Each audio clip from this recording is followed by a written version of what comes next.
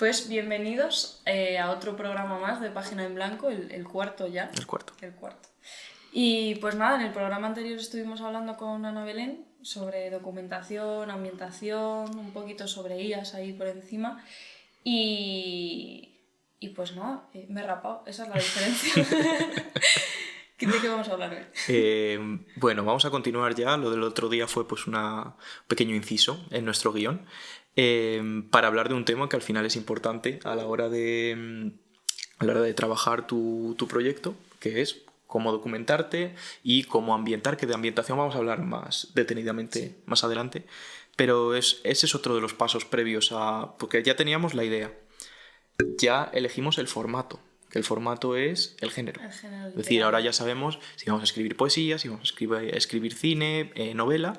Vamos a imaginarnos que vamos a tirar por la narrativa, ¿vale? Vamos a escribir una novelita, un relato, un guión de cine, ¿vale? Pues el siguiente paso es, obviamente, empezar a planificar las cosas, que es de lo que vamos a hablar hoy. Súper importante. Pero muy detenidamente, porque vamos a enfocarnos en un punto clave que también hay que tener en cuenta antes de empezar a escribir, que es el narrador.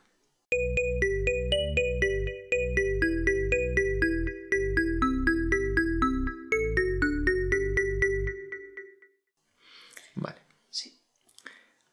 Pero primero, obviamente, tenemos que empezar a pensar, porque ya tenemos la idea, como hemos dicho. Tenemos ya lo que vamos a hacer. En este caso, vamos a escribir una novela, por ejemplo.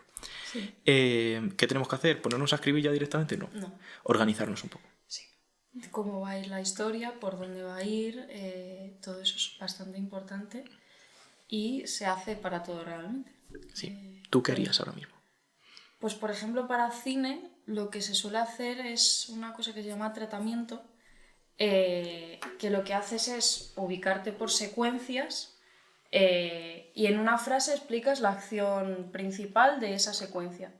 Entonces ahí te ubicas en el espacio y en el tiempo, porque es lo típico, secuencia 1, exterior, mediodía, por ejemplo. Y narrando esa acción, más o menos te puedes estructurar un poquito cómo va a ir la historia. Luego eso varía Claro, por mil supuesto. veces y da mil vueltas. Pero sí es verdad que eso se utiliza bastante. A ver, es importante decir una vez más, porque lo hemos repetido 1000 veces, que esto que vamos a escribir ahora es el primer borrador. No, claro. Es decir, que ni siquiera cuando tengáis escrito ya, porque esta es la planificación para el primer borrador, vais a escribir el borrador y ahí no termina el trabajo, ahí empieza el trabajo. Entonces, en este momento de planificación, quiero decir, no tengáis miedo a decir, bueno, es que como en un principio ya dije esto, voy a seguirlo. No, no hay que encorsetarse de esa forma. Claro. Eso es. Pues en narrativa, literatura, pues más o menos es lo mismo. Lo que tenemos que elegir, vayamos a coger el formato que vayamos a coger, es decidir qué tipo de escritor somos. Se comenta, siempre hay dos términos, que son el escritor brújula, que es el que se deja guiar por la inspiración, y el escritor mapa, que es el que tiene sus 1500 millones de materiales súper bien estructurados y que dice, vale, lo voy a ir siguiendo paso a paso. Como todo en la vida. O sea, siempre está el compañero de trabajo que fluye, tal, existe, y luego ya el que es como a esta hora, sí, tal, no sé qué.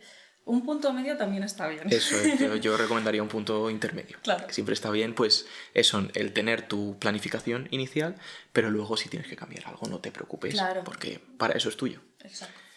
Entonces, esto va a ser muy breve. Empezamos a planificar, nos sentamos. ¿Qué es lo primero que tenemos que tener? Nuestra idea. ¿Cómo materializamos nuestra idea, al menos en literatura? Siempre hay, como todo esto es muy subjetivo, hay 1000 métodos, sí. Este es el que me gusta a mí, que es el concepto, es decir, tener la idea, el tema, que se llamaría el tema, que es como un concepto abstracto de lo que vas a hablar. Pues voy a hablar de la redención. Ese es mi tema. Una frasecita, 2 líneas. Después el argumento, que sería la sinopsis también. Un profesor que tuve me decía que el argumento era diferente. Bueno, no, pero no es la sinopsis, no es lo mismo. Claro, el argumento es como una frasecita y la sinopsis ya sería como algo más extendido. Es que claro, yo creo que habría un paso intermedio, porque iba a hablar aquí, según lo he dicho no es la sinopsis. Estaba yo pensando en cine, no es lo mismo. El argumento es como una narración cronológica de los hechos que van a acontecer en tu obra. Sí, Una cara, no más. sí, Y una sinopsis sería algo intermedio después claro. con la trama. Sí, porque ahí realmente es como un parrafito en el que me cuentas como a golpe de vista lo que pasa. Claro, yo creo que la sinopsis es algo más comercial. Claro, sería como la contraportada Claro, del libro. sí, quizás por así sí. No decirlo. tengo muy clara la terminología en ese aspecto. Pero sí, No. vamos a olvidarnos, no existe la sinopsis. No hemos hablado de eso. Yo no he nombrado eso nunca, No yo somos nunca. de Eh, lingüística, somos de otra boca. Yo sí soy de lingüística, pero no tiene Pero nada que eres ver. más teatro, tal, estas cosas. Sí, claro, pero también soy lingüista. Yo tengo todo.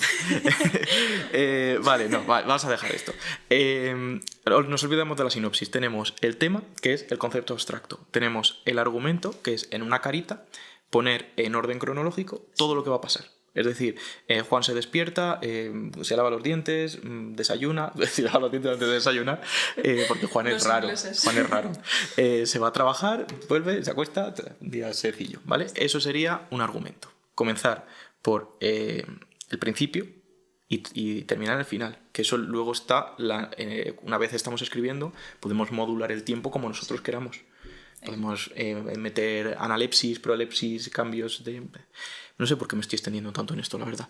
Vale, ya tenemos el argumento, luego está la trama, que en unas cuantas páginas dividirlo en capítulos, o en, bueno, como lo vayamos a dividir la obra, y en cada una diseminar un poquito más, como extendernos un poquito más en los sucesos de cada uno de los capítulos. Eso es lo que se recomienda por lo general hacer, Hombre, pero hay mil métodos. Te ubicas al final, dentro de... Pues estás escribiendo, a lo mejor te viene la idea para el capítulo 20. Claro. Y del 1 al 19 no has escrito nada, entonces te ubicas también temporalmente de, pues, ¿qué había pasado? Tal. Te ayuda mucho a eso. Sí, pero yo creo que esto lo vamos a dejar aquí, porque habrá algún episodio en el que hablemos de trama.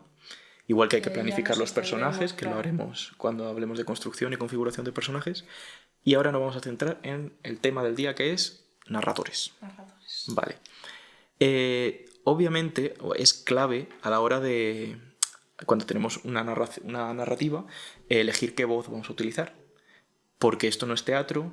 En teatro pues no hay un narrador, simplemente pues damos voz a los personajes directamente, no es poesía, que es la voz del yo del autor, el que se está comunicando.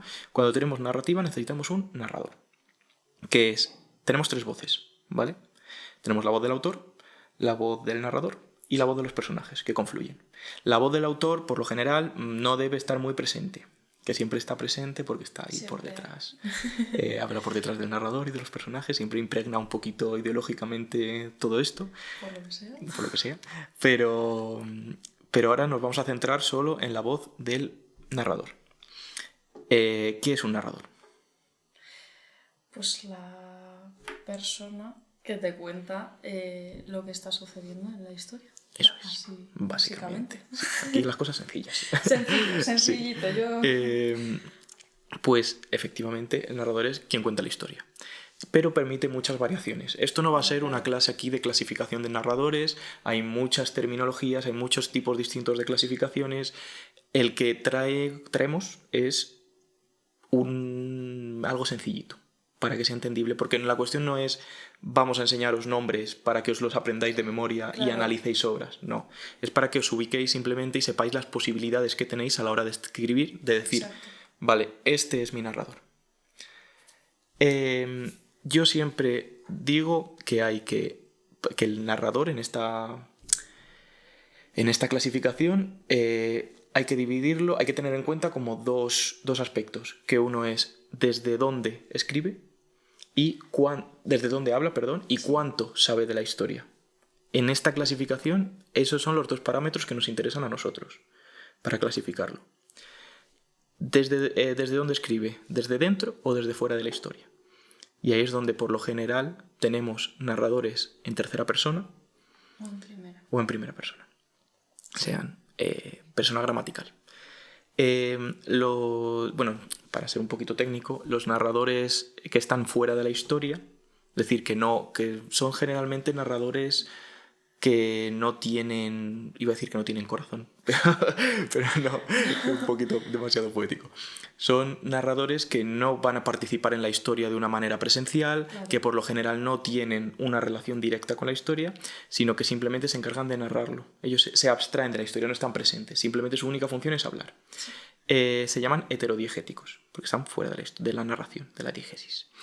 Y se relacionan con la tercera persona, gramatical. Hay varios tipos. Vamos a hablaros nosotros de 3.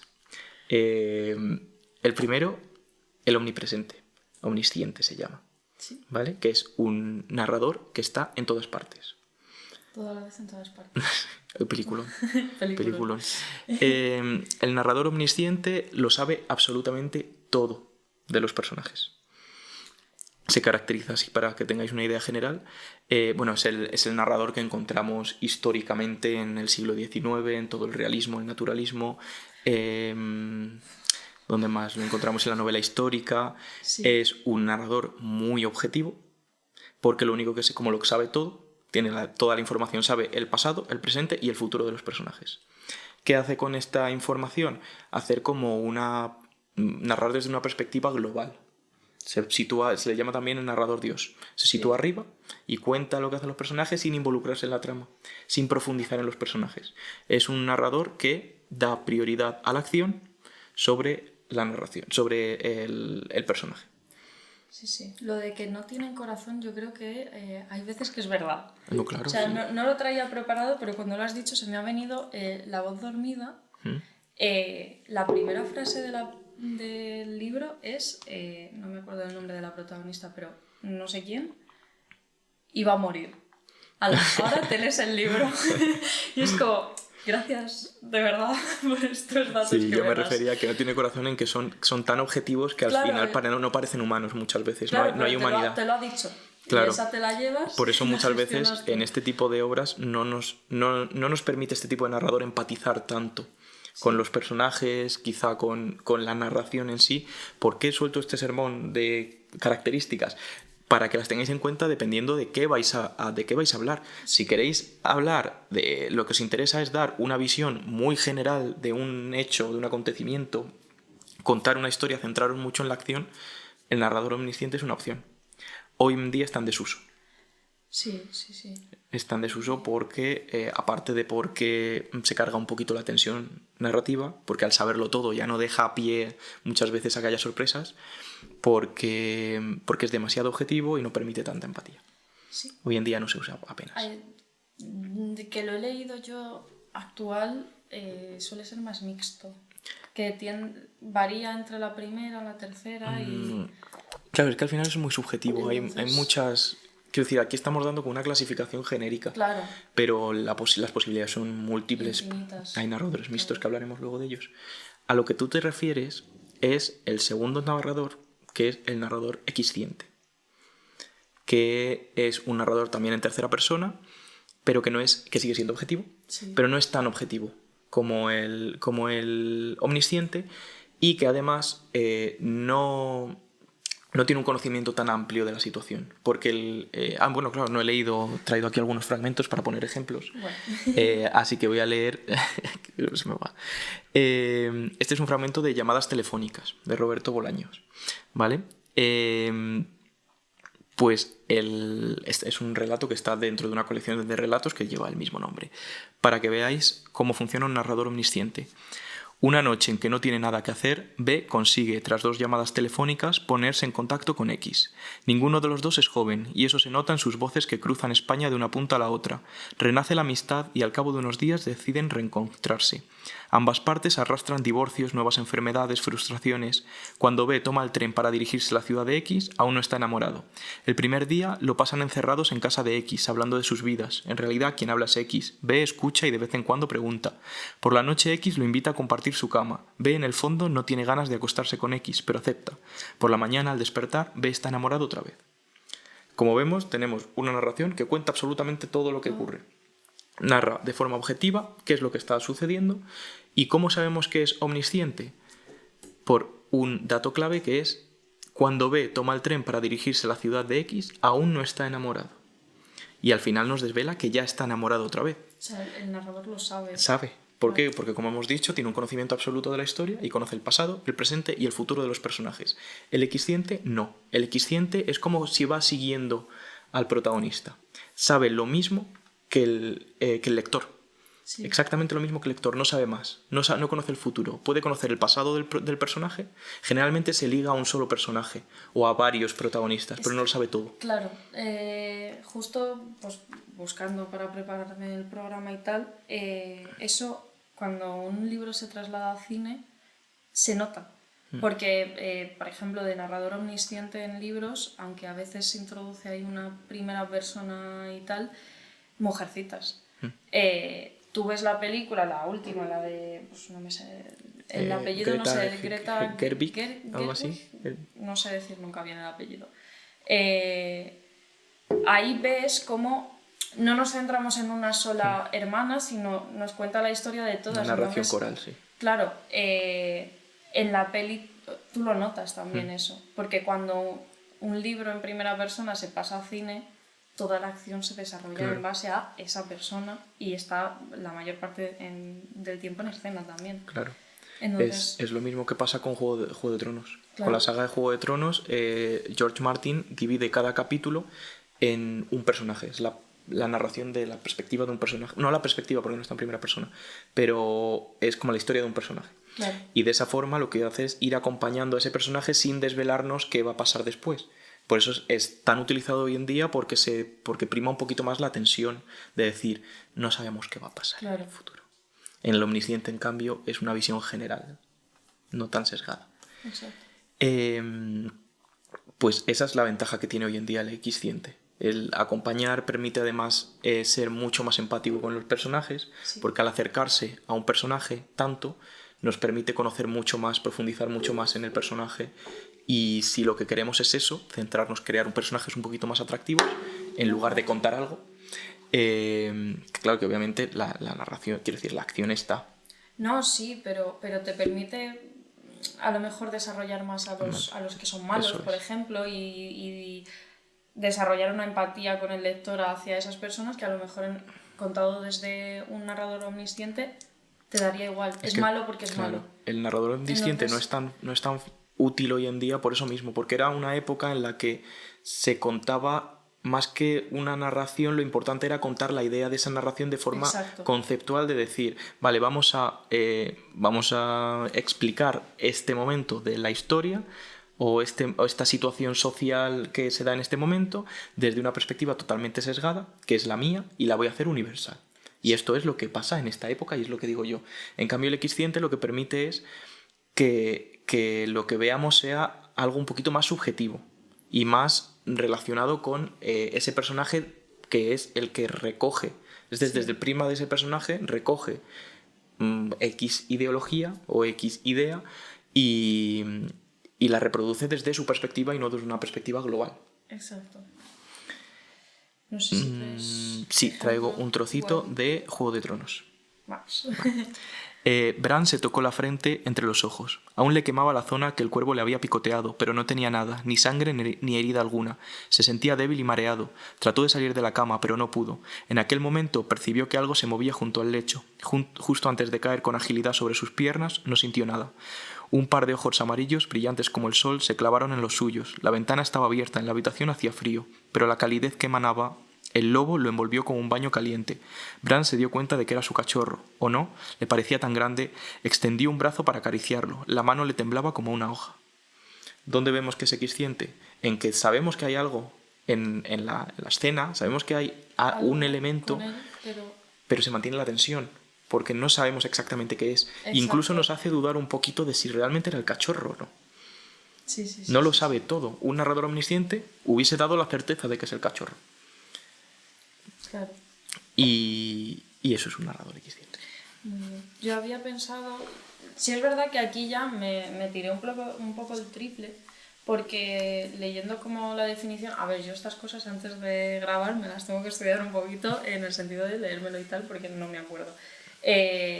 Y pensé en las películas de Carla Simón, no sé si has visto alguna, Alcarràs o Estiu, no sé decir 1993 en catalán, pero eso. Que lo que hace mucho esta directora es que en las películas se centra en un personaje y al final del todo, o sea, son películas bastante lineales y al final del todo hay un pico de tensión en el que como que empatizas con ese personaje principal, en el sentido de no estoy entendiendo lo que está haciendo, por ejemplo en Stew, no estoy entendiendo qué está haciendo esta niña, por qué lo hace, los padres desesperados, tal, y al final empatizas y entiendes todo, como que no te deja ver, pues igual que un narrador en novela, no te deja ver nada a pesar de que es la protagonista. Entonces mola mucho y se me vino a la cabeza. Puede ser, esto. Es que al final es todo muy subjetivo. No tiene nada que ver. Es que el traspaso de novela a cine, claro, es otra movida. No es lo mismo, porque claro, en cine por lo general no hay narradores. No, claro, que luego hablaremos un poquito de que sí hay narradores en muchas películas. Sí que los hay. Por lo general, el narrador en cine es el tercer narrador del que voy a hablar hoy, que no es la clasificación, ya no estamos, porque a ver, la primera clasificación que hemos hecho es narradores heterodiegéticos, narradores homodiegéticos, que es dependientes desde dónde cuentan la historia. Y esta diferenciación entre omnisciente y exciente está relacionada con cuántos saben de la historia, el grado de conocimiento. Este narrador cámara quizá no entra en las clasificaciones generales, estas no tan tradicionales, clásicas, pero yo quería meterlo porque aquí el objetivo es dar ideas. Claro. Pues ya tenéis la idea de escribir una obra teniendo el control absoluto. El narrador omnisciente, también, no lo he dicho, es el más cómodo de utilizar, pero también es el que te implica más conocimiento de la situación, no te permite fallos. El narrador equisciente lo tenemos también, y luego tenemos el narrador, el último del que voy a hablar es el narrador cámara. Sí. ¿Vale? Que es el que más asocia con el cine. ¿Por qué? Porque es un tipo de narración totalmente objetiva, puramente objetiva. ¿Por qué? Porque lo que hace el narrador cámara es funcionar como un narrador cinematográfico. Acompaña al protagonista y va narrando toda la situación de una forma totalmente esquemática. Sí. Simplemente reproduciendo lo que el protagonista hace. Por ejemplo, me lo voy a meter. Luis llega a casa, abre la puerta, cierra de un portazo, deja las llaves encima de la mesa, recorre el pasillo y se encuentra a Lucía sentada en una silla. ¿Qué pronto has llegado?, le dice Lucía. He salido antes de trabajar, le contesta, no me acuerdo ni el nombre, Luis. Eso es un narrador cinematográfico. ¿Por qué? Porque se limita a reproducir las acciones del personaje. Claro. No entra ni en su psicología, no dice por qué Luis está cansado, no dice por qué Luis ha llegado antes de casa, no dice por qué pega un portazo, puede haber algo detrás. Sí. Se limita a reproducir eso. Claro. Pues sí, en cine funciona así un poco, ¿no? Sí, o sea, además hay como una norma genérica de todo lo que puedas mostrar es mejor siempre que decirlo. Claro. Cualquier emoción que pueda el actor expresar a través de su cara siempre va a quedar muchísimo mejor que decir estoy triste. Imagínate, ¿sabes? Keanu Reeves, por ejemplo, pues hoy estoy serio. Claro. Bueno, pues... No, hablaremos mucho del show don't tell cuando hablemos de diálogos, porque es clave, es que lo que acabas de decir ha pasado, obviamente, porque ha habido de todo en la historia de la literatura, ha habido de todo, y es muy, muy infantil, realmente. Y en cine sí, lo que tenemos es principalmente un narrador en tercera persona, que lo que hace es mostrarte con su cámara real en este caso, todo lo que está ocurriendo, todo lo que está haciendo el personaje. Sí. Y esos son las tres alternativas que yo ofrezco. Luego hay más. Sí, obviamente hay más posibilidades, hay más combinaciones. Tipos de narradores te salen listas gigantes. Sí, y varían y... Quiero decir, como está todo tan esquematizado y está ya todo tan trabajado, lo que quiero traer son los que pueden ser un poquito más atractivos para empezar a escribir. Total. Pues eso, dependiendo de los objetivos que tengas, dependiendo de cómo quieres trabajar el personaje, cómo quieres trabajar la acción, la cantidad de empatía que quieres generar en el lector, pues tienes estas tres opciones si quieres escribir en tercera persona gramatical. Sí. Ahora vamos ¿Qué a pasa la primera? si el narrador es homodiegético? Si queremos que el narrador esté dentro de la historia, que por lo general, como siempre puede haber excepciones, por lo general está en primera persona gramatical. Es decir, está escrito desde un yo. ¿Vale? Yo soy el que habla. Pero ¿quién es ese yo? Aquí dentro, en vez de dividir solo entre grado de conocimiento como hemos hecho, voy a dividir en dos partes, Sí. separando una en dos, ¿vale? Primero vamos a saber quién es el que habla dentro de la historia. ¿Es el protagonista o es otra persona? Porque tenemos esas dos opciones. Puede ser el protagonista o puede ser alguien que conoce la historia porque la ha vivido, porque es un amigo del protagonista, el padre del protagonista, o porque se la han contado. Voy a empezar hablando del narrador protagonista. Bien. ¿Vale? Fácil. Escrito, empezamos hablando de cómo lo escribimos. Desde un yo. Sí. Está escrito Me ha en primera pasado persona. Yo hago esto. Claro. Me ha pasado esto. ¿Qué implica tener un narrador protagonista en primera persona? Va a ser mucho más objetivo, por lo general. Ahora veremos casos en los que no. Sí. Pero por lo general es mucho más objetivo, mucho más subjetivo. Subjetivo, claro, Sí. me quedo pensando. He dicho objetivo, ¿no? Que sí, ¿no? claro, Vale, no, perfecto, subjetivo. estupendo. Mucho más objetivo. ¿Por qué? Porque está viviendo las acciones, porque no es una persona que esté arriba como un dios, como pasaba con el omnisciente, lo está viviendo y él te cuenta su perspectiva. Generas mucha más empatía, porque estás dentro de su cabeza en todo momento. ¿Qué más se te ocurre? ¿Por qué elegir a este narrador? Hombre, es muy interesante, realmente. En novela histórica, a pesar de que se recurre bastante más a la tercera persona, hablar en primera persona también resulta muy interesante. Por ejemplo, en libros de Julia Navarro recurre bastante a la primera persona, por ejemplo en Dime quién soy. Hay dos protagonistas, porque es como una persona que está investigando sobre su familia, que te narra la acción en primera persona, y luego a las personas a las que entrevista para conocer pues, una parte de la historia de su familia, también te narra en primera persona el pasado. Y es muy interesante ver como varias perspectivas de una historia en primera persona, Claro. porque entiendes todo lo que ha sucedido, ¿no? Claro. Y nombrando la novela histórica, que la acabas de nombrar, ahí es donde se ve cuáles son tus intenciones con la historia. Si Total. estás escribiendo una novela histórica sobre Julio César y la escribes en una tercera persona omnisciente, lo que quieres es contar la historia de Julio César. Exacto. Te centras en la acción, le das la prioridad a la acción. En cambio, si decides escribirla en una primera persona, lo que buscas es la construcción del personaje. Buscas enfocarte en cómo profundizar en ese personaje, en desarrollar una empatía claro, hacia eso Julio César en este caso. En este caso. Pues dependiendo de cuáles sean tus intenciones para con el personaje, para con la historia, Sí. vas a elegir la tercera persona o la primera. Con una tercera persona, prioridad a la acción. Con una primera persona, protagonista, prioridad a la construcción del personaje. Total. Sí, sí, sí. ¿Qué obras tenemos así que sean conocidas? El guardián entre el centeno. El Lazarillo. Todo empezó con el Lazarillo de Tormes. ¿Ah, sí? Pues claro, el Lazarillo ¿Es salta el en primera primero? persona. Te diría que sí. Igual ahora le estoy metiendo la pata, pero yo juraría de cuando la época en la que cuando empezó toda la narración, todo el Sí. tema, la narrativa fue en esa época. El Lazarillo sería, te diría yo, la primera obra escrita en primera persona. Joder. Narrativa. Sí, primera. sí, sí. Pero no estar metiendo la pata, hace mucho que estudié esto. Pero sí, va, Y si no, yo no estoy pasa casi nada. seguro. Si No me he equivocado, nos perdonáis. los decís en los comentarios, nos mandáis las amenazas por correo electrónico, todo eso. Sí, hay muchísimas historias en Hay primera persona. muchísimas. Se me ocurrió, así como novela que leí de adolescente 1000 veces, Los Juegos del Hambre. Porque luego además, igual vuelvo a lo de que se lleve al cine. Cuando lo llevas al cine, dices,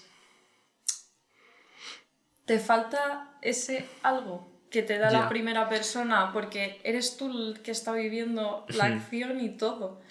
¿Sabes? Mira, se me acaba de ocurrir. Me viene a la cabeza, porque claro, podemos preguntarnos. Estamos hablando de novela, relato, primera Sí. persona, vale, la gente lo entiende fácil. Ahora voy a poner un par de ejemplos. Pero, ¿en cine se puede utilizar la primera persona? A mí se me ha ocurrido una película en la que sí. Seguro que hay más. Sí. No, 2 películas en las que sí. Sí, o sea, siempre... Yo creo que en las que te hacen trucos mentales, igual están recurriendo a la primera persona. Sí, te cuento esta historia tal, y al final, ¡pum! Las típicas que te dicen, no te pueden contar el final de esta peli. Sí, pero yo me refiero a que haya realmente una voz. ¿Sabes? Que sea literal. A ver, Por hay ejemplo, veces que hay Forrest Gump. literalmente... A Claro, mí se me ocurre hay Forrest Gump. literalmente voces. Claro. O sea, no voces, no en plan chungo, sino que hay una voz Sí. narrando la historia. Claro que hemos hablado antes de la tercera persona, para que veáis la equivalencia, ¿vale? Con el cine. La tercera persona narrativa en novela sería el acompañamiento a la cámara sin que nadie hable por detrás. Exacto. La primera persona quizás sería Forrest Gump, que se sienta en un banco con su caja de bombones y cuenta la historia de su vida. Y hay una voz en off, que es la del propio Tom Hanks, contando la historia de su vida. Esa sería la primera persona protagonista. ¿Qué pasa con la primera persona protagonista? Que hemos dicho que se centra en la construcción del personaje, más empático y demás, y hemos dicho que es subjetivo. Hasta cierto punto. Porque como en todo hay excepciones. Y yo he traído 2 fragmentos para que veamos una diferencia entre un narrador en primera persona subjetivo y uno que es un poquito más objetivo. Vale. El primer ejemplo es de Salinger, El guardián del centeno, la obra referencia adolescente, la obra maldita que ya llevaba, siempre ha corrido la leyenda de que, no, la leyenda no, la realidad, de que el asesino de John Lennon la llevaba encima cuando le detuvieron y que hizo referencia, no me acuerdo mucho la historia, pero sé que hizo referencia a la obra como que la había inspirado para hacer eso. Una de las a mí me encanta. Me encanta. Yo no la he leído todavía, está en pendientes. No, es maravillosa. Bueno, a estas alturas ya es muy difícil empatizar con Holden Caulfield, con el protagonista, porque es un adolescente existencial, un poquito Ya, es que harto es de la vida. que te mandan en el Insti, pero En el instituto hay que leerla. En el instituto hay que leerla porque... Nunca me la mandaron. Me mandaron pues otras... Ya. otras no sé. Sí, esta es más... es como un icono, es una novela de culto totalmente en Estados Unidos. Sí. Pero porque al final fue una inspiración después. Pero está como mal, siempre está maldita. Pero bueno, no hemos venido a hablar de Holden Caulfield. Hemos venido a leer un trocito del principio. Voy a leer el comienzo de esta obra y luego voy a leer el comienzo del extranjero de Albert Camus para que veáis la diferencia entre los personajes. ¿Vale? Voy a poner un poco el contexto. Holden Caulfield, como he dicho, es un adolescente al que acaban, si no me equivoco, le acaban de echar ¿cómo era? Penton, algo así. Un instituto al que le habían mandado. Con nombre estadounidense. Sí, tenía muy malas notas siempre tal, y le habían expulsado de otro instituto. Y te cuenta, realmente siempre se ha puesto ¿cómo puedo decir? Ha habido mucho debate, mucha controversia en torno a la obra porque realmente no cuenta nada la obra. Es como que cuenta los días, Hay muchas las horas así. Posteriores a la expulsión de este chico, pero no cuenta ningún acto reseñable como para que se haya convertido en una obra tan icónica. Carmen Laforet fue una adelantada. Lo llamó nada y dijo, ya está, no esperéis nada. No, pues Salinger hizo más o menos lo mismo, pero no sé, ¿de qué año es? Nada, no recuerdo, pero esto es del 50, 51. Tiene que ser por ahí, más o menos. Creo. Pues Porque novela de es en posguerra. claro. Sí, novela de posguerra. Bueno, la cuestión es eso, que la acaban de expulsar, se va unos días en los que pues va a hoteles, se refugia porque no quiere ir a casa de sus padres para que no le caiga el broncazo hasta que no se enteren. Claro. El extranjero el protagonista es Mersault, no sé francés, Mersault, que es un señor al que acaban de avisar de que su madre ha fallecido. ¿Vale? Os voy a leer los 2 inicios. A uno lo acaban de expulsar de un colegio, ¿Vale? Y al otro le acaban de notificar que ha fallecido su madre. Empiezo con El guardián del centeno. Si de verdad les interesa lo que voy a contarles, lo primero que querrán saber es dónde nací, cómo fue todo ese rollo de mi infancia, qué hacían mis padres antes de tenerme a mí y demás puñetas estilo David Copperfield. Pero no tengo ganas de contarles nada de eso. Primero, porque es una lata, y segundo, porque a mis padres les daría un ataque si yo me pusiese aquí a hablarles de su vida privada. Para esas cosas son muy especiales, sobre todo mi padre. Son buena gente, no digo que no, pero a quisquillosos no hay quien les gane. Además, no crean que voy a contarles mi autobiografía con pelos y señales. Solo voy a hablarles de una cosa de locos que me pasó durante las navidades pasadas, antes de que me quedara tan débil que tuvieran que mandarme aquí a reponerme un poco. Ese es el comienzo. Como ves, ¿cómo lo valorarías tú? Hombre, es muy subjetivo. O sea, te está diciendo, mira, te contaría esto, pero me aburre, entonces no lo voy a hacer. Sí, es totalmente sesgado. Por eso Claro. la visión de una persona que no ha leído la obra es de primeras eso, ese impacto de primera persona, un yo que me está contando la historia de una forma totalmente subjetiva. Sí. Esa subjetividad la estamos viendo, que ahora hablaremos un poquito del lenguaje, en cómo se expresa, se nota que no le está dando mucha importancia al tema porque le preocupan más otras cosas. Vamos a ver el contraste que hace con el comienzo del extranjero. Vale. ¿Vale? Hoy ha muerto mamá, o quizá ayer, no lo sé. Recibió un telegrama de aviso. Falleció su madre. Entierro mañana, sentidas condolencias. Pero no quiere decir nada. Quizá haya sido ayer. Como vemos, tenemos otra obra, otra novela, una narración en primera persona. Sí. ¿Dónde está la subjetividad aquí? Obviamente hay una subjetividad porque está escrita en primera persona, al final va a ser toda la obra así, hasta cierto punto. Pero El extranjero de Camus se caracteriza mucho por la frialdad del protagonista en narrar las acciones. Al final es una obra absurda, del absurdo existencial, y lo que hace es mostrar una visión de la vida pues totalmente desapegada. Es una persona fría que parece que le da igual que haya muerto su madre. Durante todo el proceso muestra una indiferencia aparente, absoluta. Sí. Pero no, obviamente dentro hay unos sentimientos que se irán desarrollando y al final de la obra no voy a hacer spoiler, aunque ya habéis tenido tiempo para leerla, han pasado casi 100 años. Ya toca.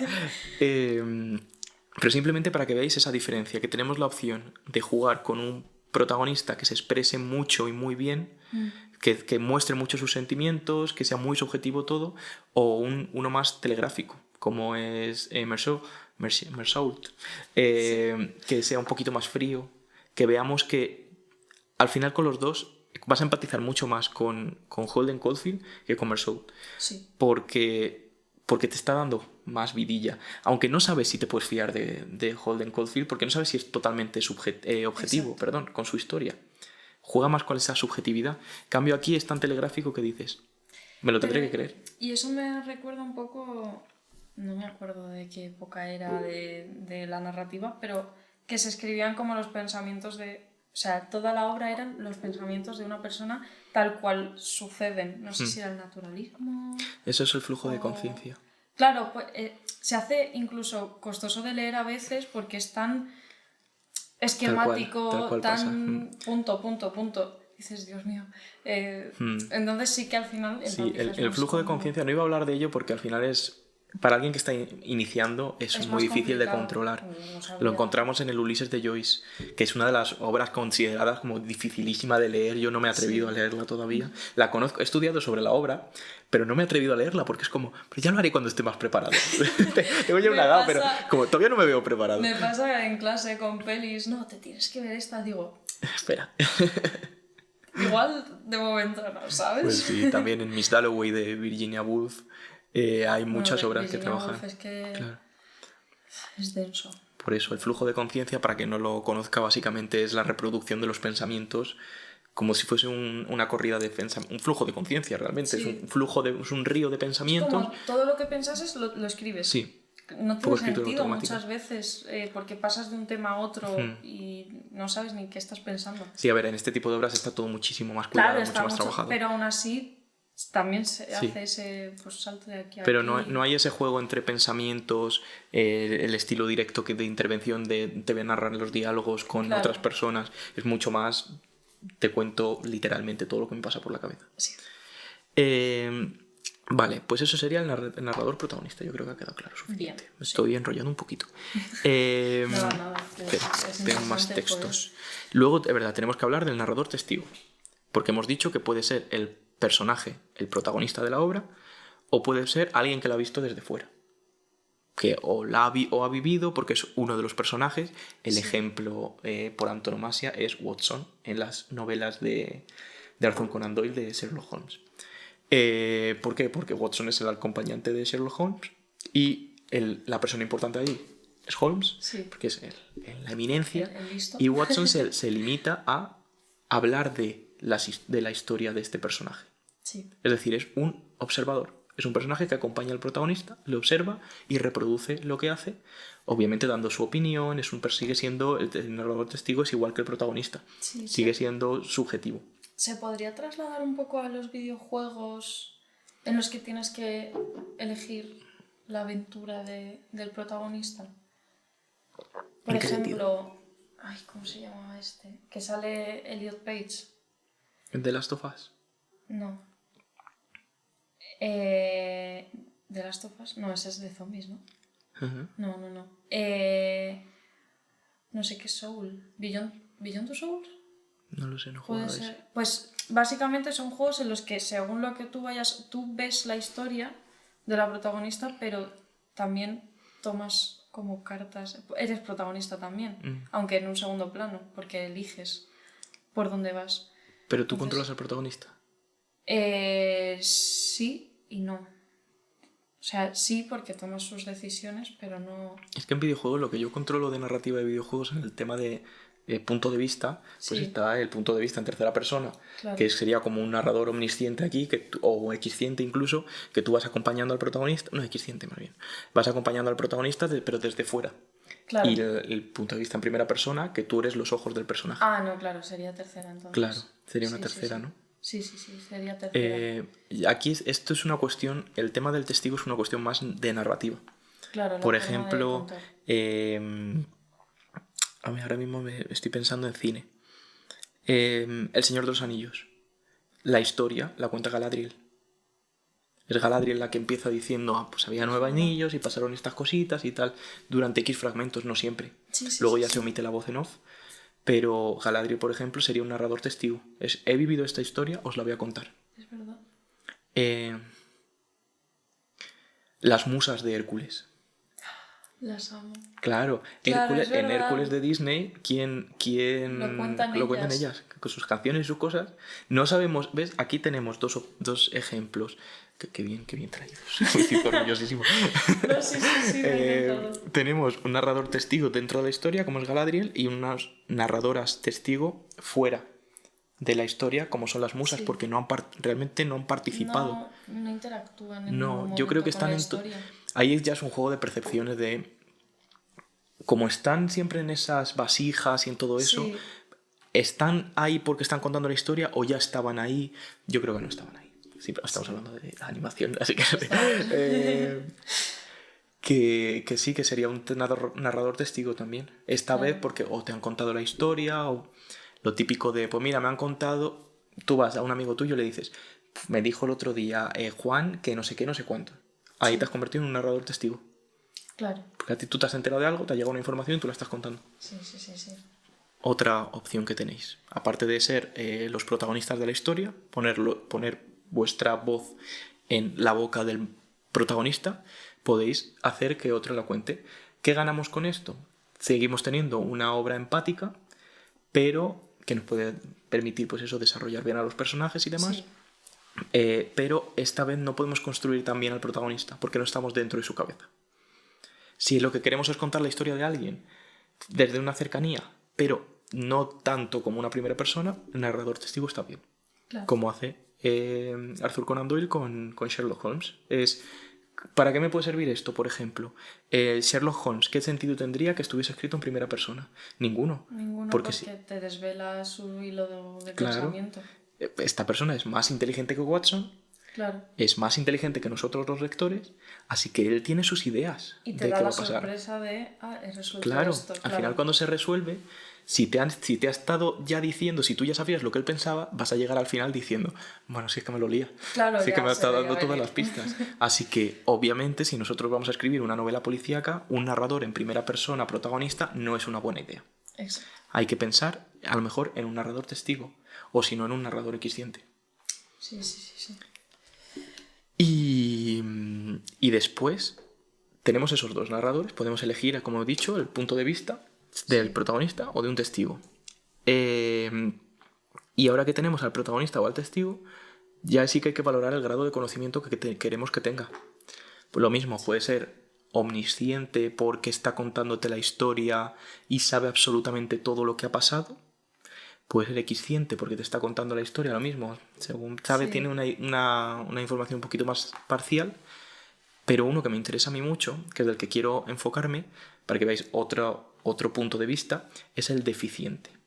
¿Vale? El narrador deficiente es un narrador engañoso, que no es fiable, que por alguna razón ese narrador no te da a ti esa confianza porque sabes que falla algo. Que no te están cuadrando las Claro. cosas. O incluso tú no te das cuenta y al final te llevas la sorpresa. Pero cualquier narrador puede ser un narrador deficiente en el momento en el que desvela esa deficiencia. Suele darse en niños, en personas, en locos. Por ejemplo, si tú escribes una narración en primera persona en un manicomio, puedes jugar con el narrador deficiente en que todo lo que está contando es mentira. Porque ¿qué tiene el narrador deficiente? Que falsea la información. Ya sea porque no la conoce, porque se la está inventando, porque la está manipulando. Claro, sería un poco los otros. Quizá que al final dices, y todo esto que me has contado era mentira. ¿Sabes cuál es el caso más célebre de narradores deficientes? ¿Cuál? El Club de la Lucha. El Club de la Lucha de... ¿Cómo se llama el autor? No me puedo creer que se me ha olvidado. Echamos una research Sí, en Google. sí, porque si no me voy a sentir fatal. 2 horas después. Ay, qué mal. No, sé que es un apellido así raro, parece indio. Sí, da igual, no vamos a perder el tiempo con esto. Bueno, yo Tú buscando busca. mientras cuentas. Vale, el Club de la Lucha. ¿Qué tenemos? Pues una persona, el protagonista, que no tiene nombre, el que está narrando en la novela. Sí. Tenemos también la película, pero en la novela, que la película también está en primera persona, porque sale narrando por detrás. Ay, que no me puedo creer. Palahniuk se Ya apellida. está, de locos. Palahniuk, no me acuerdo del nombre, pero es no sé qué Palahniuk. Chuck Palahniuk, ya está, caso resuelto. Claro, Vale, sobre tenemos la peli. al protagonista, no tiene nombre. Nos está contando la historia, parece que va a ser un narrador testigo. Nos va a contar la historia de Tyler Durden, que es un señor al que se encuentra, un poco excéntrico. El protagonista estaba teniendo una vida un poco tediosa y cuando lo conoce su vida da un vuelco. Cambia. Da un vuelco, se genera lo que es el Club de la Lucha, empiezan a crear comunidad y al final se va todo de madre. ¿Qué pasa? Que alerta spoiler, si no has visto el Club de la Lucha y quieres verla, corta aquí, ves la película y vuelves a conectar. Al final descubrimos que hay una disociación en el protagonista, que Tyler Durden es el protagonista, pero él tiene algún tipo de trastorno, quizá provocado por el sueño, por esos insomnios que tiene, Sí, y resulta que son la misma persona, pero él lo estaba percibiendo como una persona externa. aparte. Ahí hay un trastorno de disociación y eso lo descubrimos al final y claro, te quedas. Wow. ¿Qué hemos tenido durante toda la obra? Un narrador deficiente, porque hemos confiado en ese personaje y nos ha engañado. Inconscientemente, sí, porque él no era consciente de que él tenía esa disociación, pero es un narrador engañoso, no te da fiabilidad. No, claro. Es como, pues es lo que he dicho al principio, si pones a un loco o pones a un niño o a un criminal, El sexto sentido. el sexto sentido. En ocasiones. Si estuviese escrito en primera persona. Veo muertos. Claro, o sea, tú ves esas pelis. También alerta spoiler, chicos. Hace 1000 años que salieron, pero por si acaso. Tú ves todo esto y tú en las dos dices, qué bien, gente. Y son todos fantasmas, ¿vale? O sea, te narran como historias desde un punto de vista a lo mejor de primera persona en el que de repente te ves con que toda la historia que te han contado no era real. Ya. Y dices, pues qué bien. Claro. No, por eso está bien también jugar con eso, con jugar con la sorpresa, para que veáis que el narrador también es una opción para meter tensión en la trama. Total. Y que es muy importante elegir el narrador oportuno para el tipo de historia que queréis contar y cómo queréis contarla. Sí. Y esos serían los principales que yo traigo. Sí. Vale, luego tenéis muchas más opciones. Hay Podéis elegir narradores mixtos. Es decir, que ya podéis jugar con lo que queráis. Puede haber un narrador en primera persona que cambia a tercera persona. La Casa de los Espíritus, por ejemplo, se me ha olvidado el nombre, pero La Casa de los Espíritus tiene todos. Si queréis ver un ejemplo de una novela con todos los narradores, ahí lo tenéis, porque es literal. Estoy pensando más. Porque mixto sería los que intercalan primeras personas con terceras y demás. claro, Por esto ejemplo, totalmente. dentro de casa, de Lisa Jewell, que es Estás relativamente a tope, nuevo. sí. Sí, me lo leí hace unos meses y la verdad es que me gustó mucho. Es una recomendación que hago yo desde aquí, bastante interesante. Y alterna, porque cuenta la historia de... No voy a contar la trama, pero cuenta la historia de 3 hermanos. ¿Vale? Desde la perspectiva de los 3 hermanos. Sí. La cuestión está en que las 2 hermanas, Lisa y el otro nombre no me acuerdo, están en tercera persona. En cambio, el del protagonista masculino, que era Edward o algo así, no me acuerdo, me da igual.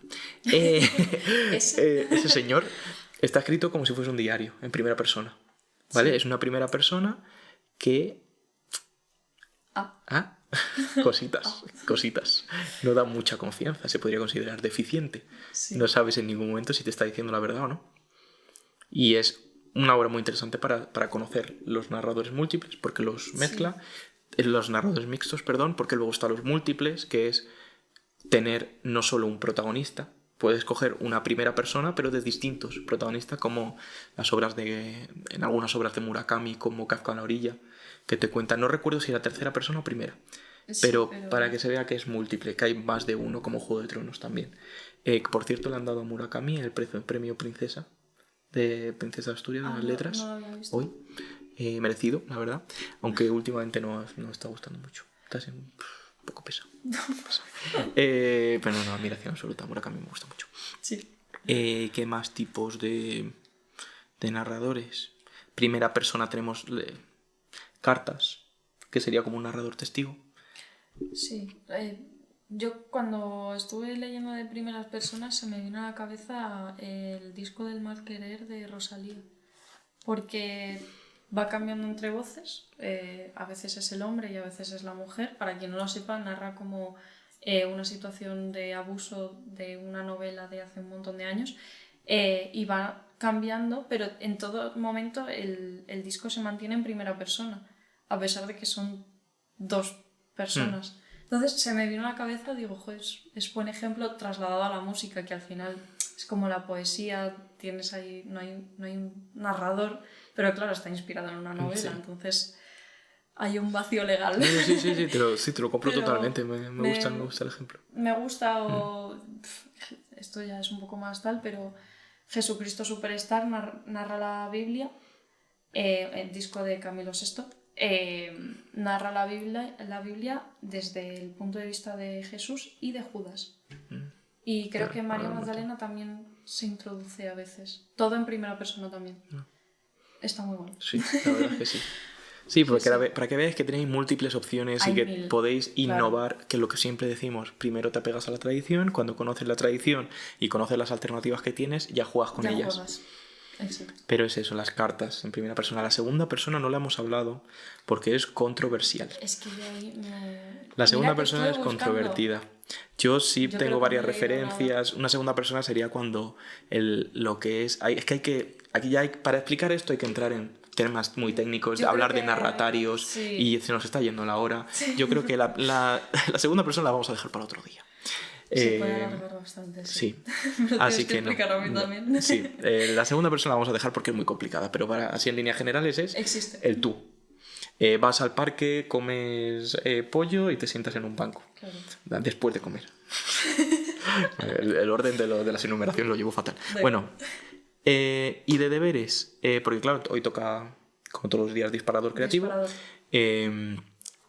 Para trabajar un poquito esto es chulo.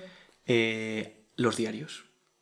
Parece una tontería, pero quiero decir, igual que el plagio creativo es lo típico que existe, pero no sabes que tiene un nombre. Claro. Y que es un recurso narrativo, que es escribir un diario. Y diréis, bueno, pues sí, eso se me podría haber ocurrido a mí. Sí, pero no hace falta, querido diario. No, claro, ahí está la creatividad, porque tenemos muchas opciones. Los autores, hay grandes autores que han escrito diarios.